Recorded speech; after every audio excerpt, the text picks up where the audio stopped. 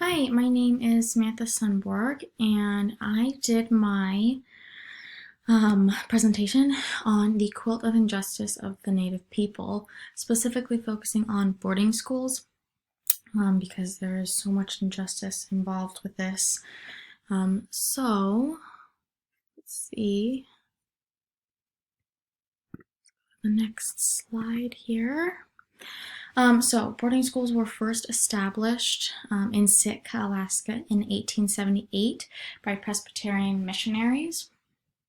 And the goal of these boarding schools was to Christianize and civilize Alaska Natives because they were sought to be not such. So their culture was looked at in a negative way, and they wanted to normalize, per se, the Native community and American and Indian culture because they weren't like the rest of the Americans. So they wanted to normalize them and bring them into their culture so they wouldn't be any different, basically. It made them uncomfortable. So these Alaska Native tribes were unable to live freely. They had everything taken away from them. The children couldn't practice their own culture.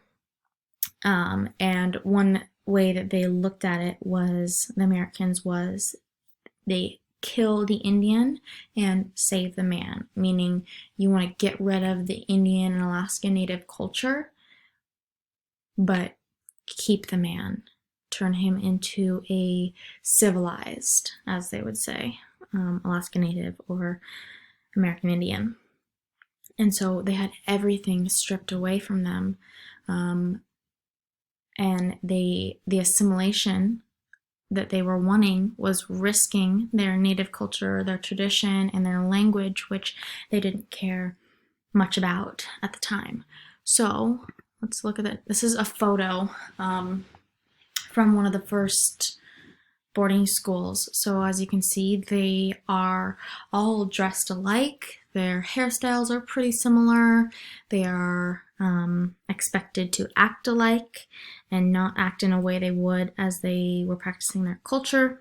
So they were very assimilated in the fact that they had to be like one another. They couldn't be themselves and dress as they wished, as they would in their culture and home.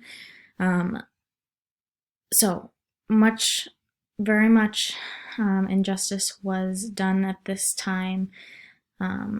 These younger kids were stripped away from their home and their families, not being able to be near them, and were taken away so that they could be assimilated and become a civilized Alaska Native. So, for a little bit of background, the Alaska Native culture and American Indian culture, they had very strong cultural background, and their ways of living were very different, and they were looked upon as bad and negative. So the way they raised children was way different than American society. Their children were not just raised by one person, it was by a community. So the whole community was their family, and their parents and uncles and aunts and cousins. That's what made them who they are.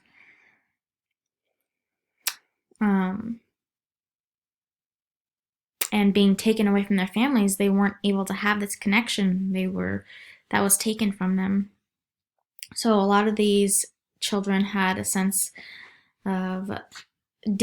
sense of self and family because they had to attend these boarding schools. And many of the children that attended these schools at the beginning died, and so they leave their tribe and they don't return, and their families are left empty-handed. Those who did return back to their tribe were unable to assimilate back into tribal life because they were deprived of traditional Native role modeling in formative years of their life. So these are very important years of their life that they're being taken away from their family and having to learn a whole other culture. And when they come back to their family, they don't know how to act in that civilization. and Alaska Native and American Indian children that were taken away years later, they have no sense of self. They don't have the feeling, they have the feeling of being lost and empty inside because they can't figure out who they really are. And this often leads to drug abuse and alcohol abuse. Go to the next slide here. So when arriving at the boarding school, this is a big part and can be very traumatizing. But they arrived, their hair was cut, they weren't allowed to speak their language, they had to learn English. Their names were often changed to be more Americanized, and their identity was stripped away. So they had no sense of self. They didn't look like themselves. They weren't allowed to speak their language, and they didn't even get to keep their own name. So all of that was being taken away from them. During the boarding school, children were taught how to behave correctly in the eyes of the white Americans, and they were not allowed to practice their cultural beliefs. They were, and if they got caught with that, they would get in a lot of trouble. There was often a lot of sexual and physical abuse that occurred at these facilities, especially in the early years. A lot of times the people that were running these facilities were not getting to be out in civilization either, so this was their life, this is all they had, and not to say that this was the right thing to do, but that caused a lot of the sexual and physical abuse that occurred. So here is a photo. This is a photo here of Jim LaBelle. Jim is an Alaska Native elder who attended Wrangell Institute. That was a boarding school. So Jim can recall a lot. He recalls mental abuse at the Institute, including himself and others. He saw a lot of sexual abuse in others, not specifically himself, but he saw it in others. And Jim explained that during arrival, he recalls that his possessions were taken. They were all stripped down naked. Their heads were shaved and they were washed with a harsh brush, he says. His direct quote was, "He was tagged with a yellow card and tethered by a rope in a line with his brother and other children. When they arrived at their destination, their possessions were taken, they were stripped naked, and their heads shaved. They were washed with harsh brushes." And then LaBelle went on to explain that they were given numbers instead of names. So you didn't even go by your own name. You were thought of as a number. So you weren't even a person at that point. You're just another number in the system. But imagining being in that situation and not having any sense of self can be very traumatizing. So this is another photo of all of these children in a boarding school. As you can see, there's a lot of them, and again, they look all the same. They are to take military fashion and look alike to be assimilated with each other, and this was their new life. Here's another photo here. So there's a lot of long-term effects, and it's very important to look at these long-term effects at the boarding schools. A lot of elders today, they aren't recognized as having gone through this. So a lot of them can have PTSD. It leads to alcohol and drug abuse. And then a big one is the split feather syndrome. And this was spoke about in a film called All My Relations. It was an interesting film that I watched, and it's basically, so these people are experiencing split feather syndrome, and that's what it's called. And it's where a person feels split between two cultures and a yearning for oneself that has been severed. So growing up,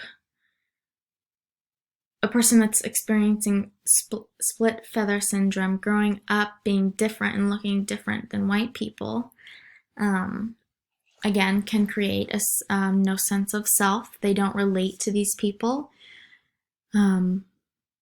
and yet they can't connect with their people back home, so they're kind of split in the middle. That's why they call it split feather syndrome. So they feel a loss of their identity, their family, culture, their heritage, and their language, their spiritual beliefs, tribal affiliation, and ceremonial experiences. They're not allowed to practice any of these. They feel discriminated upon by the dominant culture. And they were basically trying to change who they were so they would fit in with society, because they didn't want there to be a difference there. So some things to consider. This is a lot of information to go by in 10 minutes or so, and this is something I'm pretty passionate about, so I could talk a lot longer. But I think a lot of things to consider is in practices such as different facilities and counseling and whatnot. I think in the intake assessment that they should include a cultural assessment, because that has a lot to do with what creates a person and how they act today. So their traumatic past, whether it was traumatic or not for them, that's a big part of their life. And then another thing is elders, they should be honored, and they should be able to honor their own culture. So whether they're living in a facility, living at home, especially living in homes now, they should include that cultural practice, and that should be honored for them.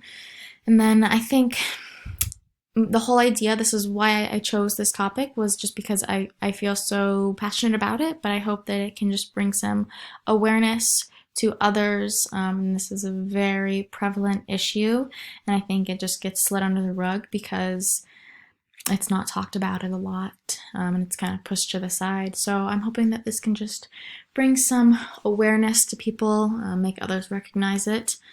And then last but not least, I have a list of my references here. But that is all I have, and I hope you guys enjoyed my presentation.